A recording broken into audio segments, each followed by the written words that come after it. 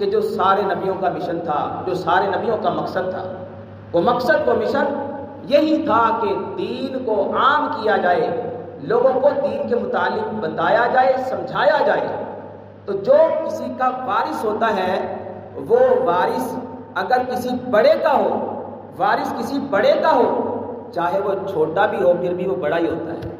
کسی بڑے کا وارث ہو، نسبت بڑے کے ساتھ ہو، یہ فلاں امیر بندے کا بیٹا ہے، وارث ہے اس کا، تو لوگ اسے اس نظر سے دیکھتے ہیں کہ ہے تو چھوٹا، وجود میں چھوٹا ہے، لیکن جتنی جائیداد کا یہ مالک ہے یہ بہت بڑا آدمی ہے، لوگ اس کو اس نظر سے دیکھتے ہیں۔ تو میرے محترم بھائیو دوستو، اللہ کے پاک پیغمبر صلی اللہ علیہ وسلم کا ایک فرمان ہے، آپ علیہ السلام نے فرمایا ان العلماء ورثۃ الانبیاء، علماء انبیاء کے وارث ہوتے ہیں، علماء انبیاء کے وارث ہوتے ہیں۔ اب وارث، جب باپ کا کوئی بیٹا وارث ہو اور وہ چاہے نالائق بھی ہو، لیکن لوگ یہ نہیں کہتے اس کا وارث نہیں ہے، لوگ کہتے ہیں اس کا وارث، چاہے نالائق ہے، نسبت اس کے ساتھ ہے۔ اسی طرح اگر اس باپ کے سامنے نالائق بیٹے کی تعریف کر دینا، باپ بھی خوش ہوتا ہے، بیٹا اگرچہ نالائق ضرور ہے لیکن بندہ میری لاج رکھ کے میرے سامنے میرے بیٹے کی تعریف کر رہا ہے، بندہ خوش ہوتا ہے کہ میرے وارث کی تعریف ہو رہی ہے۔ تو میرے محترم بھائیو دوستو، اللہ کے پاک پیغمبر صلی اللہ علیہ وسلم نے علماء کو انبیاء کا وارث قرار دیا ہے۔ اب ایک بات یاد رکھیے گا، انبیاء معصوم ہوتے ہیں، انبیاء غلطی نہیں کرتے، معصوم ہوتے ہیں، اللہ براہ راست ان کی اصلاح فرماتے ہیں، ان کی تربیت وحی کے ذریعے ہو رہی ہوتی ہے، اللہ تعالیٰ براہ راست ان تک جو ہے اپنا پیغام پہنچا رہے ہوتے ہیں، لیکن علماء معصوم نہیں ہوتے۔ علماء وارث ضرور ہیں، معصوم نہیں ہوتے۔ تو اس کا مطلب کیا ہوا کہ وارث ہونے کی نسبت ختم نہیں ہو سکتی اس قول کی وجہ سے، اس حدیث کی وجہ سے۔ ہاں، اب ان کے اندر کچھ کمیاں بھی ہوں گی، چونکہ غیر معصوم ہے، معصوم نہیں ہے، غلطیاں بھی ہوں گی، پریشانیاں بھی ہوں گی، عمل میں کوتاہی بھی ہوگی، سارے معاملات ہوں گے، لیکن ہم نے نسبت کی لاج رکھنی ہے کہ ان کی نسبت انبیاء کے ساتھ ہے، یہ وارث انبیاء کے ہیں۔ میں نے ایک بات کہی نا، بڑے بندے کا چھوٹا بچہ وارث ہو تو وہ چھوٹا بھی بڑا ہی وارث ہوتا ہے۔ تو علماء کی نسبت، علماء کی جو وراثت ہے، یہ ان کا تعلق انبیاء کے ساتھ ہے۔ تو جب انبیاء کے ساتھ ہے تو ان کے عیبوں کو نہ دیکھا کریں، عیبوں کو نہ اچھالا کریں، ان کی غلطیوں کو نہ اچھالا کریں، معاشرے میں فتنہ فساد مت برپا کیا کریں۔ اگر ایسا کیا، خدا کی قسم کھا کے یہ بات کہہ رہا ہوں، میں نے خود اپنے اکابرین سے سنا، جو علماء کی عیب کوئی کرتا ہے، علماء کے عیبوں کے پیچھے پڑ جاتا ہے، ان کی خامیوں کے پیچھے پڑ جاتا ہے، ہر وقت ٹو میں رہتا ہے، تقریریں ہوں تو ترازو لے کے کھڑا ہو جاتا ہے، اب کوئی بات آئے، اب کوئی مسئلہ آئے تو وہ ٹو میں لگا ہوتا ہے۔ تو یقین مانے علماء کی زبان کی بات کہہ رہا ہوں کہ اللہ تعالیٰ کہیں اس کا ایمان ہی اسے سلب نہ کر لے، بے ایمان ہو کے کہیں نہ مر جائے۔ تو میرے محترم بھائیو دوستو، علماء کی قدر اللہ کے نبی نے بتائی ہے، فرمایا فقیہ واحد اشد علی الشیطان من الف عابد، ایک عالم، ایک فقیہ، ایک دین کی سمجھ رکھنے والا، ایک علماء انبیاء کا وارث، وہ 1000 عابدوں پر بھی بھاری ہوا کرتا ہے۔ عابد کسے کہا جاتا ہے؟ جو فرائض بھی نہ چھوڑے، تہجد بھی نہ چھوڑے، روزے بھی رکھتا ہو، نیک کام بھی کرتا ہو، وظائف بھی کرتا ہو، ہے عابد، عالم نہیں، عابد ہے۔ اللہ کے محبوب صلی اللہ علیہ وسلم کی مبارک زبان کیا کہہ رہی ہے کہ فقیہ واحد، ایک واحد کا لفظ آیا ہے، فقیہ واحد اشد علی الشیطان من الف عابد۔ میرے محترم بھائیو دوستو، اس لیے علماء کے ساتھ بیٹھنا یہ فائدے سے خالی نہیں ہوتا۔ ایک چھوٹا سا واقعہ میں سناتا ہوں۔ حضرت معاذ بن جبل رضی اللہ تعالیٰ عنہ بڑے مشہور صحابی ہیں اور ایسے عظیم صحابی ہیں، اللہ کے محبوب صلی اللہ علیہ وسلم نے فرمایا کہ قیامت کے دن علماء جس صف میں کھڑے ہوں گے نا، علماء جس گروپ کے ذریعے سے جنت میں جائیں گے، علماء کا جھنڈا حضرت معاذ بن جبل کے ہاتھ میں ہوگا، علماء اس جھنڈے کے نیچے ہوں گے۔ حضرت معاذ بن جبل رضی اللہ تعالیٰ عنہ کے جھنڈے کے نیچے ہوں گے اور یوں جنت میں جا رہے ہوں گے. اللہ اکبر. نبی علیہ الصلوۃ والسلام نے چونکہ ختم نبوت آپ پر نبوت ختم ہو چکی ہے, نبی کوئی نہیں آنا, اب یہ نبیوں کا کام, اب یہ دین کا کام, یہ وحدانیت کا کام, یہ توحید کا کام, یہ رسالت کا کام, یہ دین کا کام اب علماء سنبھالیں گے.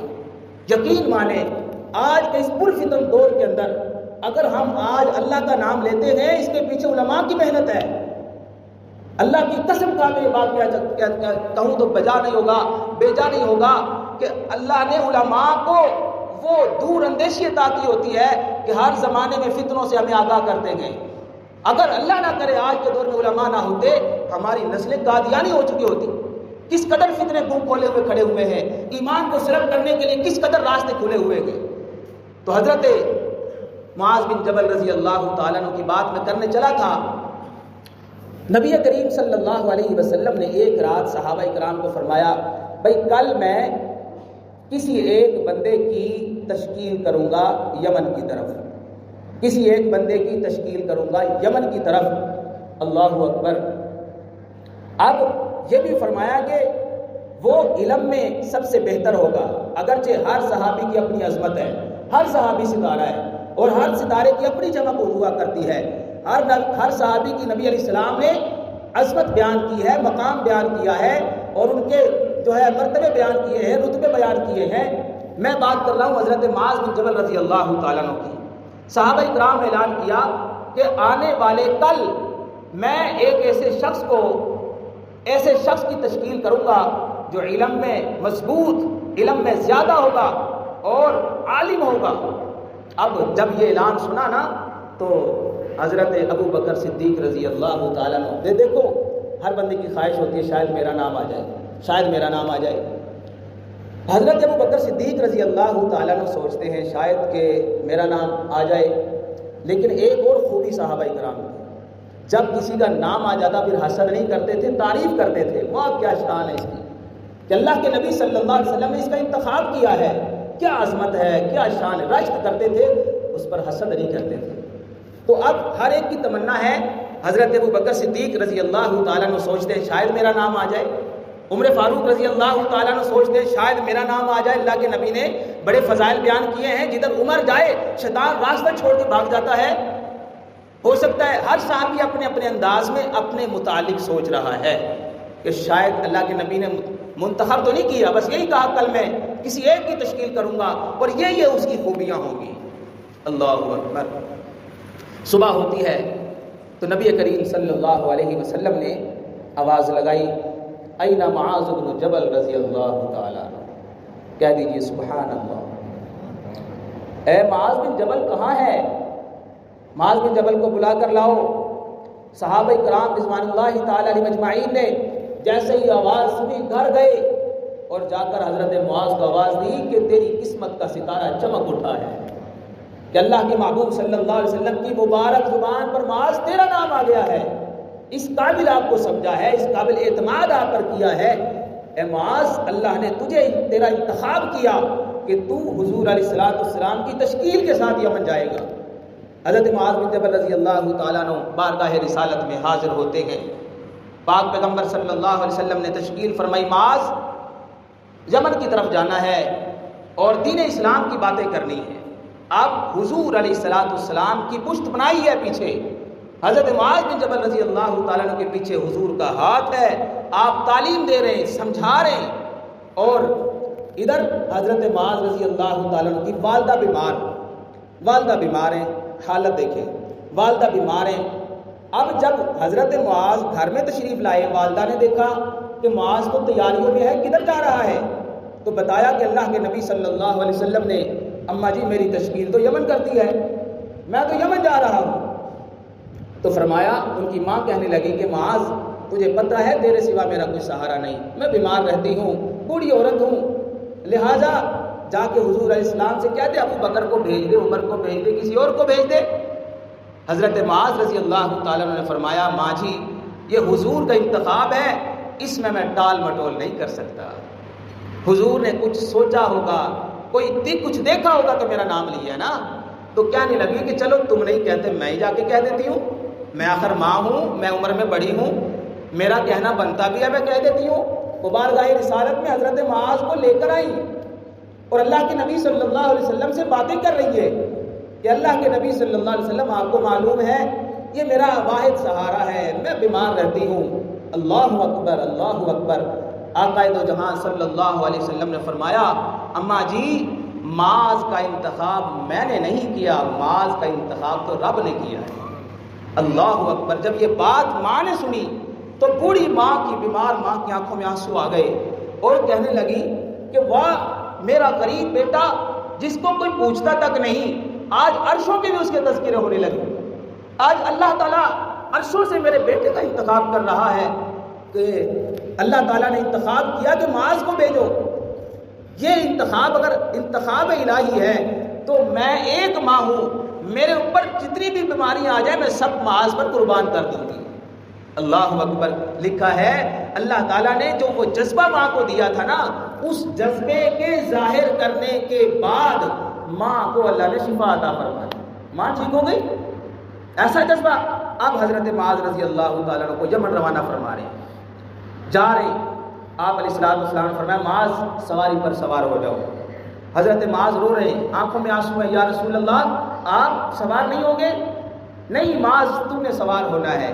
یہ علماء کو اللہ کے نبی عزت دے رہے ہیں، عالم تھے جن کا انتخاب کیا پاک پیغمبر صلی اللہ علیہ وسلم، کل کائنات کے سردار، تمام جہانوں کے رحمت بن کر آنے والے نبی، اپنی خود سوار ہونے کی بجائے حضرت معاذ کو سوار فرما رہے ہیں۔ اے معاذ سواری پر سوار ہو جاؤ۔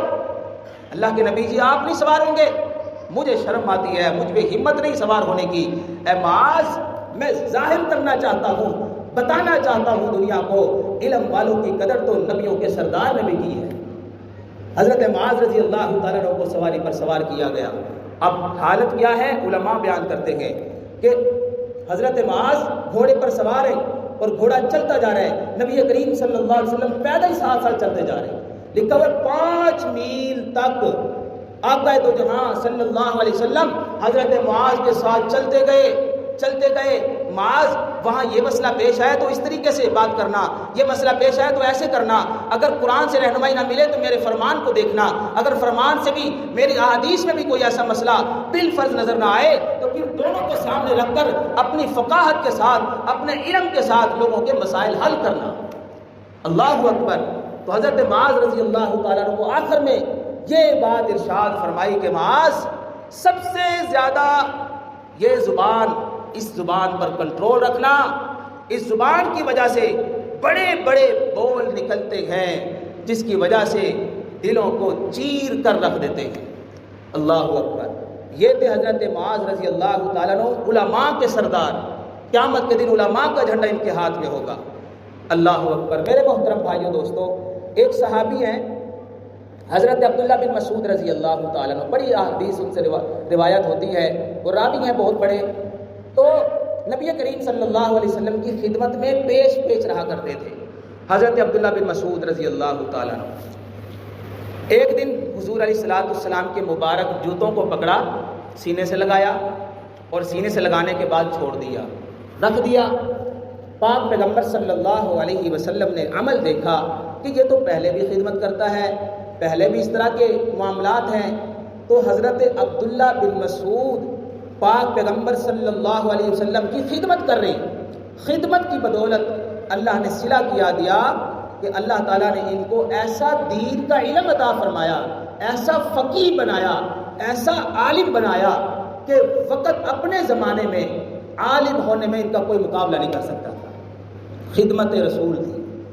پھر اسی بات کو لیتے ہوئے نا ابو اسحاق ابراہیم الحربی، ابو اسحاق ابراہیم بن اسحاق الحربی، یہ شاگرد ہیں امام احمد بن حنبل رحمۃ اللہ علیہ کے، اور ان کے پاس میں ایک شخص پڑھنے کے لیے آئے، نوجوان تھے۔ وہ شخص کون ہے؟ امام ابو یوسف رحمۃ اللہ علیہ کے پڑ پوتے۔ وہ ان کے پاس ابو اسحاق ابراہیم بن اسحاق الحربی کے پاس پڑھنے کے لیے آئے۔ جذبہ دیکھو، جب گھر سے تربیت ہوتی ہے نا پھر استاد کا ادب ہوتا ہے۔ جب گھر سے تربیت نہ ہو، گھر سے اچھی نصیحت نہ ملتی ہو، پھر استاد کی گستاخیاں ہوتی ہیں۔ تربیت کے ساتھ تربیت کے بغیر استاد کے مقام کو اچھالا تو جاتا ہے، جیسا کہ آج کے اس پرفتن دور میں ہو رہا ہے، اچھالا تو جاتا ہے، عزت نہیں کرتے۔ تو وہ نوجوان ابو اسحاق ابراہیم بن اسحاق الحربی کے پاس پڑھنے کے لیے آیا، اور پڑھائی کے دوران اس کا عمل کیا ہوتا تھا، وہ جیسے ہی استاد محترم تشریف لاتے باہر سے اندر، تو اسی وقت بھاگا بھاگا جاتا، اپنے استاد جی کے جوتے اٹھاتا، سینے سے لگاتا اور کہیں رکھ دیتا، قریب چھپا کے رکھ دیتا۔ اور جیسے ہی استاد جی پڑھا کے فارغ ہوتے، کلاس پڑھا کے فارغ ہوتے، ادب احترام اتنا زیادہ کہ استاد کے جوتوں کی جگہ پر پہنچنے سے پہلے یہ نوجوان اٹھتا، بھاگتا، جوتے لے کر ان کے سامنے جا کر ان کے پاؤں میں پہناتا۔ اللہ اکبر۔ ایک دن ابو اسحاق ابراہیم بن اسحاق الحربی نے دعا دی کہ غفر لک اللہ، اللہ تیری بخشش فرمائے۔ اے نوجوان، تیرا جو جذبہ ہے، اپنے استاد کی عزت کرتا ہے، احترام کرتا ہے، اپنے استاد کے مقام کو سمجھتا ہے، علم بھی حاصل کرتا ہے اور احترام بھی کرتا ہے، اے نوجوان اللہ تجھے معاف کرے اور تجھے سیدھے راستے پر لگائے رکھے۔ اللہ کا کرنا ایسا ہوا، چند ہی دنوں کے بعد جوانی کی حالت میں وہ بچہ فوت ہو گیا جو پڑھا کرتا تھا۔ وہ بچہ فوت ہو گیا۔ اپنے عملوں پہ ناز نہیں کرنا چاہیے۔ نمازیں پڑھ رہے، اللہ کی توفیق سے پڑھ رہے، اس پر ناز نہیں کرنا میں نمازی ہوں، اس پر ناز نہیں کرنا میں عالم ہوں، اس پر ناز نہیں کرنا میں جناب بڑا سخی ہوں، اللہ پکڑتے بھی بڑی سخت ہے۔ تو بہرحال یہ جب فوت ہو گئے، چند ہی دنوں کے بعد ایک شخص نے خواب میں دیکھا کہ یہ نوجوان جو ابو اسحاق کے پاس پڑھتے تھے، یہ ان سے پوچھا گیا کہ بھئی بتائیں کیا معاملہ کیا اللہ تعالیٰ نے آپ کے ساتھ؟ تو کہنے لگے کہ اللہ نے میری مغفرت فرما دی ہے۔ تو انہوں نے پوچھا کہ اللہ کو آپ کے سارے عملوں میں سے کون سا عمل پسند آیا؟ کون سا عمل اللہ کو سارے عملوں میں سے پسند آیا؟ آپ نمازی بھی تھے، آپ تہجد گزار بھی تھے، سارے معاملات تھے، کون سا عمل پسند آیا؟ اللہ اکبر، اللہ اکبر۔ تو یہ نوجوان کہتا ہے کہ میں جو اپنے استاد جی کا ادب احترام کیا کرتا تھا، اور اس کے سلے میں استاد جی نے جو مجھے دعا دی تھی، اللہ نے اس دعا کو قبول کر کے میری مغفرت فرما دی۔ میرے محترم بھائیو دوستو، کیا امام استاد نہیں ہوتا؟ امام اپنے نمازیوں کو درس نہیں دیتا؟ امام اپنے نمازیوں کو دین نہیں سکھاتا؟ کیا امام اپنے نمازیوں کے سامنے دین کی باتیں نہیں کرتا؟ کیا قرآن و حدیث کی باتیں نہیں ہوتی؟ تو ایک امام ہوتا ہے، وہ چاہے جیسا بھی ہے وہ امام ہے، اس کی پیچھے پڑ نہیں جانا، اس کی خوبیوں کو بیان کرنا ہے۔ دیکھیں نا، علامہ یوسف بنوری رحمۃ اللہ علیہ، کراچی میں ایک مدرسہ ہے جامعۃ العلوم الاسلامیہ، علامہ بنوری ٹاؤن کے اندر ایک مدرسہ ہے، وہاں کے جو محترم تھے نا مولانا یوسف بنوری رحمۃ اللہ علیہ، وہ فرماتے تھے، بڑا جملہ، بڑا اچھا، بہت زبردست جملہ ہے، سننے کے قابل ہے، نوٹ کرنے کے قابل ہے۔ فرماتے تھے کہ بھائی دیکھو، جب تم نے بکری کا دودھ پینا ہے تو اس کی مینگنیاں بھی تم نے اٹھانی ہے، جب بھینس کا دودھ پینا ہے اس کا گوبر بھی تم نے اٹھانا ہے۔ تو جب تم دیکھتے ہو کہ علماء کرام آپ کی رہنمائی کر رہے ہیں، علماء کرام آپ کو دین بتا سمجھا رہے ہیں، تو جہاں تم ان سے فائدہ لیتے ہو، اگر ان کی کوئی تھوڑی بہت کمی بیشی ہو جائے تو اس پر پردہ ڈال دیا کرو۔ جیسے گوبر اٹھاتے ہو، مینگنیاں اٹھاتے ہو، ہے تو عیب کی چیز لیکن اٹھانی مجبوری ہے اور اٹھاتے ہیں۔ اسی طرح اگر کوئی خطا، کوئی غلطی، کوئی مسئلہ ایسا ہو جائے تو یہ غیر معصوم ہے، معصوم نہیں ہے، ہماری طرح انسان ہے، تو لہٰذا اس کے ساتھ بھی نرمی کا معاملہ رکھو، اس کو پھیلاؤ نہیں، فتنہ مت بناؤ، اس کی آوازیں مت کسو پیچھے سے۔ اللہ اکبر۔ ایک شخص مولانا مناظر احسن گیلانی رحمۃ اللہ علیہ اپنی کتاب میں لکھتے ہیں کہ ہم ایک دفعہ سفر کر رہے تھے، سفر کے دوران ہم نے ایک جگہ پر سٹے کیا، راستے میں چائے کے لیے۔ تو جب ہم نے سٹے کیا نا، تو ایک جگہ پر چارپائی پر ہم بیٹھ گئے، دکاندار کو چائے کا آرڈر کر دیا۔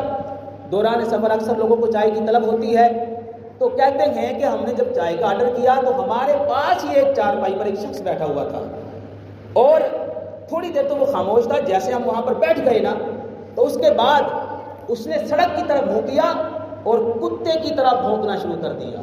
شخص نے کتے کی طرح آوازیں نکال رہا ہے، بھونک رہا ہے. کہتے ہم بڑے پریشان ہوئے، چلو بندے کا ذہنی توازن خراب ہے، وہ ٹھیک نہیں ہے، دیوانہ ہے، سب کچھ ہے، لیکن ایسی آوازیں نہیں ہم نے سنی آج تک. وہ کوئی اور حرکت کر سکتا ہے، لیکن یہ جو آواز نکال رہا ہے نا، یہ بڑا عجیب معاملہ ہے. کہتے ہمیں طلب ہوئی اس کے متعلق، ہم نے دکاندار کو بلایا اور اس سے پوچھا یہ بتائیں بھائی آپ اگر اس کے متعلق کچھ جانتے ہیں تو بتائیں. اس نے کہا میں اس کو بڑا پرانا جانتا ہوں، یہ بہت پرانا، میں اس کے ساتھ میرا تعلق ہے. جب تحریک پاکستان کی وہ تنظیم چلی تھی، تحریک چلی تھی، اور پاکستان کو بنانے کے لیے علماء کرام جو ہے اپنا جگہ جگہ پر خطاب کیا کرتے تھے، تو ان میں پیش حضرت مولانا محمد حسین مدنی رحمۃ اللہ علیہ تھے، جنہوں نے 18 سال روزہ رسول صلی اللہ علیہ وسلم پر بیٹھ کر قال رسول اللہ صلی اللہ علیہ وسلم پڑھایا، حدیثیں پڑھائی ہیں، اس لیے ان کو مدنی کہا جاتا ہے، مدینے میں رہے ہو. تو وہ بھی اس دوران تقاریر فرمایا کرتے تھے. تو میں نے ایک بات کہی کہ علماء کی تقریروں پر ترازو لے کر نہ کھڑے ہو جایا کریں، علماء کی تقریر کو طلب سے سنا کریں. تو انہوں نے کیا کہا، جب مولانا حسین احمد مدنی رحمۃ اللہ علیہ آپ سے سیاسی نقطۂ نظر سے علماء کا اختلاف تھا، اختلاف کا ہونا بری بات نہیں ہے، اختلاف ہو جایا کرتے ہیں بھائی، آپ کے پاس دلائل ہیں، اس کے پاس دلائل ہیں، اختلاف ہو گیا، لیکن احترام میں کمی پھر بھی نہیں آنی چاہیے. ہمارے اکابرین نے یہی سکھایا، یہی سمجھایا، یہی بتایا، اور یہی دین امت مسلمہ کا اور اسلام کا یہی مزاج ہے. اختلاف اپنی جگہ پر، احترام میں کمی مت آئے. اکابرین نے عملی طور پر بھی یہ بتایا. بہرحال جہاں مولانا حسین احمد مدنی رحمۃ اللہ علیہ کو اور لوگوں نے بڑی تکلیفیں دی، عالم تھے، جید عالم تھے، اور لوگوں نے تکلیفیں دی اپنے جملوں سے، اپنی بول سے، اپنے کردار عمل سے اور گفتار سے. وہاں یہ شخص جو کتے کی آوازیں نکال رہا ہے، مناظر احمد حسین گیلانی کے سامنے جو آوازیں نکال رہا ہے، کہتا ہے وہ ہوٹل والا کہ اس نے جب حضرت نے تقریر شروع کی نا تو اس نے جملہ بولا، اس نے کہا کتے کی طرح بھونک رہا ہے. ایک جملہ کہا کتے کی طرح بھونک رہا ہے، بس یہ جملہ کہہ کر گھر میں آیا، ذہنی توازن بگڑا، اس دن سے لے کر آج تک کتے کی آوازیں نکال رہا ہے. میرے محترم بھائیو دوستو، نسبت علماء کی انبیاء کے ساتھ ہے، اس لیے یہاں کوئی فرشتہ تو آئے گا نہیں، امام ہی ہوگا، انسان ہی ہوگا. 100 غلطیاں بھی ہوں گی، کوتاہیاں بھی ہوں گی، کمیاں بھی ہوں گی، لیکن بہتر یہی ہے کہ اس کی کمیوں پر پردہ ڈال کے کسی احترام کے ساتھ، عزت کے ساتھ اس سے بات کی جائے، اور بولتے وقت اپنے جملوں پر غور کیا جائے. میرے جملوں میں کہاں تک سختی ہے، کہاں تک میں ادب سے نکل چکا ہوں، کہاں تک میں گستاخی کی طرف چلا جا رہا ہوں. لہٰذا اگر یہ معاملہ ہے تو پھر میرے محترم بھائیو دوستو، اپنے ایمان کی فکر کرنی چاہیے. جن لوگوں نے علماء سے محبت کی، علماء کی خدمت کی، علماء کا احترام کیا، یقین مانے اللہ نے ان کی نسلوں میں دین اور علماء پیدا کیے. دین بھی زندہ ہوا، علماء بھی ان کی نسلوں میں پیدا ہوئے.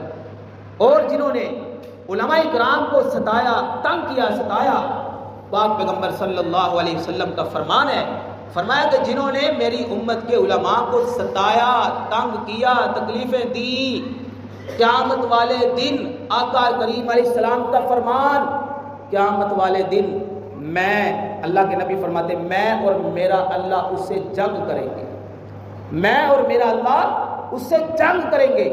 اب آپ حساب لگائیں کہ ایک بندہ قیامت والے دن پہلے ہی بے بس ہوگا، پہلے ہی اس کے اختیار میں کچھ نہیں ہوگا، پہلے ہی وہ کسی سہارے کا منتظر ہوگا. لیکن ادھر سے اعلان ہو جائے، آقا کریم علیہ السلام فرماتے ہو کہ میں اور میرا اللہ اسے جنگ کرے گا. من اعاذنا اللہ، من اعاذ ولی اللہ، جس نے اللہ کے ولی سے کو تکلیف دی ہے، پریشان کیا ہے، یقین مانے اس کے ساتھ بڑا برا معاملہ ہونے والا ہے. ایک شخص تھا کراچی کا، کراچی میں کوئی علاقہ ہے کلفٹن، میں نے تو کراچی نہیں دیکھا، لیکن یہ میں نے جن سے واقعہ سنا ہے، مولانا پیر حکیم اختر رحمۃ اللہ علیہ، بہت بڑے کراچی کے پیر گزرے ہیں، علماء دیوبند میں بڑا ان کا شمار ہے. وہ فرماتے ہیں کہ ایک نا بڑا افسر ٹائپ بندہ تھا، اور اس کے پاس اللہ نے اس کو مال بڑا دیا، اس کے پاس اتنا مال تھا، کہا کرتا تھا کہ میری تو 7 کشتے بھی بیٹھ کر کھائے تو مال ختم نہ ہو، لیکن اس کے زبان سے نا ایک جملہ نکلتا تھا، کوئی ہمیں مولویوں کی ضرورت نہیں ہے، ہمیں ملاؤں کی ضرورت نہیں، علماء کی ضرورت نہیں، اور روزے رکھنے کی بھی کیا ضرورت ہے، اللہ سے مانگنے کی کیا ضرورت ہے، ہمیں اللہ نے، ہمارے پاس تو ہے ہی بڑا کچھ۔ یہ جملہ اس کی زبان سے نکلنے کی دیر تھی، چند ہی دنوں کے بعد اللہ نے اس کو کینسر کی بیماری میں مبتلا کیا، جو ناقابل علاج، کینسر میں مبتلا ہوا۔ پہلے تو عیاشیاں کر رہا تھا، بریانی کھاؤ، کباب کھاؤ، جو چاہے دل کرتا کھاتا تھا۔ اب ڈاکٹروں نے سارا کچھ بند کر دیا، مخصوص سادہ غذائیں کھانے لگ گیا۔ اب اس کی زبان پر کینسر ہوا، زبان کوئی چیز نکلنے کو تیار نہیں۔ ڈاکٹروں نے پیٹ میں سوراخ کیا اور اس سوراخ کے ذریعے سے اس کو ربڑ کی نالی لگا کے کسی طریقے سے خوراک پہنچائی جا رہی ہے۔ 6 مہینوں کے بعد وہ بندہ تڑپتا بلکتا سسکتا دنیا سے مر کے چلا گیا۔ میرے محترم بھائیو دوستو، یہ واقعات شواہد ہیں، یہ واقعات بتا رہے ہیں کہ ہمیں علماء کرام کی خدمت عظمت کرنی چاہیے۔ دیکھیں، ہم اپنے بچوں کو یونیورسٹی بھیجتے ہیں اور خوب فیسیں خرچ کرتے ہیں، اچھے اسکولوں میں، اچھے کالجوں میں بھیجنے پر فخر بھی کرتے ہیں، اور میرا بیٹا فلاں مہنگے کالج میں پڑھ رہا ہے، اتنی فیسیں ہم بھرتے ہیں اس کی۔ بھائی، اس وقت ہم لوگ ہیں مسلمان، اس وقت ہمیں علماء پیدا کرنے کی ضرورت ہے۔ ہمارے مدارس ویران ہو رہے ہیں، ہمارے مدارس میں مسلمان جو پہلے تعاون کیا کرتے تھے وہ ختم ہو چکا ہے۔ بڑے بڑے ادارے بجلی کے بلوں کی وجہ سے تنگ آ کر تالا لگانے پر مجبور ہو گئے۔ کیوں؟ مسلمانوں کی توجہ ہٹ گئی۔ یہ تو کفر کی چال ہے کہ ایک ایک مسلمان کو اپنے ہی اداروں سے بدظن کر دیا جائے، اپنے ہی علماء سے بدظن کر دیا جائے، اپنے ہی حفاظ سے بدظن کر دیا جائے۔ یہ ان سے تعاون نہ کریں، یہ ان سے پیچھے ہٹ جائیں، یہ ان پر اعتراضات کریں، اور پھر ان کا تعاون کرنے والا کوئی نہ ہو، اور آنے والے وقتوں میں ان کو کوئی عالم نہ ملے۔ میرے محترم بھائیو دوستو، آج یقین مانیں اس فتنوں کے دور میں کوئی بھی تیار نہیں ہے کہ اپنے بچے کو کوئی حافظ بنائے، عالم بنائے، اس ڈر کی وجہ سے کہ کل کو میرا بچہ کیا کرے گا۔ میرے محترم بھائیو، ہم نے جب علماء کو سپورٹ ہی نہیں کرنا، علماء سے تعاون ہی نہیں کرنا، بجائے تعاون کے 6 مغیہ ان کے پیچھے کرنی ہو، پھر وہ کیا کرے گا؟ وہ اس شعبے سے کوشش کرے گا کہ پیچھے ہو جائے۔ اور مولانا اشرف علی تھانوی رحمۃ اللہ علیہ نے فرمایا، کون ان کا فرمایا کہ تم مت تعاون کرو، مدارس بند کر دو، علماء کو پیچھے ہٹا دو ممبر و محراب سے، اور پھر دیکھنا 10-20 سال کے عرصے میں تمہاری اولاد جو پیدا ہونے والی ہوگی، کوئی نصارہ پیدا ہوگی، کوئی یہودی پیدا ہوگی، مسلمان کوئی نہ پیدا ہوگا، اس لیے کہ علماء ہے تو کسی نہ کسی شکل میں دین زندہ ہے۔ آج ہمیں جس دین کا احساس ہوتا ہے نا، ہمارے سامنے کوئی گستاخی کرے انبیاء کی، ہمارا خون کھولتا ہے، یہ علماء کی وجہ سے ہے۔ آج اگر ہمارے سامنے کوئی صحابہ کرام کو گالی دے دے، ہمارا اندر سے جذبات کے سمندروں کے اندر ہم جو ہے اس جذبات میں ہوتے ہیں، یہ علماء کی وجہ سے ہے کہ علماء نے ہمیں بتایا کہ صحابہ مقدس ہستیاں ہیں، علماء نے ہمیں بتایا انبیاء مقدس ہستیاں ہیں، علماء نے ہمیں بتایا کہ مدارس کی اشد ضرورت ہے، علماء نے ہمیں بتایا قرآن کے بغیر گزارا نہیں، علماء نے ہمیں بتایا فرمان رسول کے بغیر گزارا نہیں، علماء نے ہمیں بتایا فقہ کے بغیر ہمارا گزارا نہیں۔ جب اعتماد علماء سے اٹھ جائے گا، جب بات بات پر اعتراض ہوں گے، پھر علماء بیچارے کس کو بتائیں گے؟ تو میرے محترم بھائیو دوستو، آج سے یہ طے کر لے، آج کے بعد یہ طے کر لے، اپنے آپ سے وعدہ کر لے کہ میری وجہ سے کسی عالم کو تکلیف نہ ہو۔ اپنے آپ سے وعدہ کریں، اللہ سے وعدہ کریں، کہیں ایسا نہ ہو کہ اس کی دل کو تکلیف ہوتی ہو اور وہ سوچ سوچ کر روتا ہو اور وہ بار بار اس بات کو حاضر کرتا ہو، نہ چاہتے ہوئے بھی اس بات کو ذہن میں لاتا ہو، پھر اس کی وجہ سے میرے محترم بھائیو دوستو نقصان ہی نقصان ہے۔ اس لیے جو بھی ہو، کوئی بھی عالم مل جائے، اس سے اچھے طریقے سے مصافحہ، ادب و احترام، اور اسی طرح کوئی حافظ مل جائے۔ ہم نے تو اپنے بڑوں سے سنا، عالم تو بڑی دور کی بات ہے نا، ایک حافظ قرآن مدرسے میں پڑھتا ہے، آپ کا جاننے والا یا نہیں جاننے والا، آپ اسے جانتے یا نہیں جانتے، آپ کسی مدرسے کے قریب سے گزرے ہیں، آپ نے اس بچے سے سلام کیا، سر پہ ہاتھ پھیرا، کہا شاباش بیٹا، بڑا اچھا کام کر رہے ہو، شاباش پتر، بڑے اچھے کام چل گئے، اے اللہ کا قرآن تو حفظ کر رہے ہیں، اللہ اکبر۔ علماء نے بتایا کہ ایسا بندہ جو طالب علم سے محبت رکھتا ہے، اللہ اس کو کلمے کی موت عطا فرماتے۔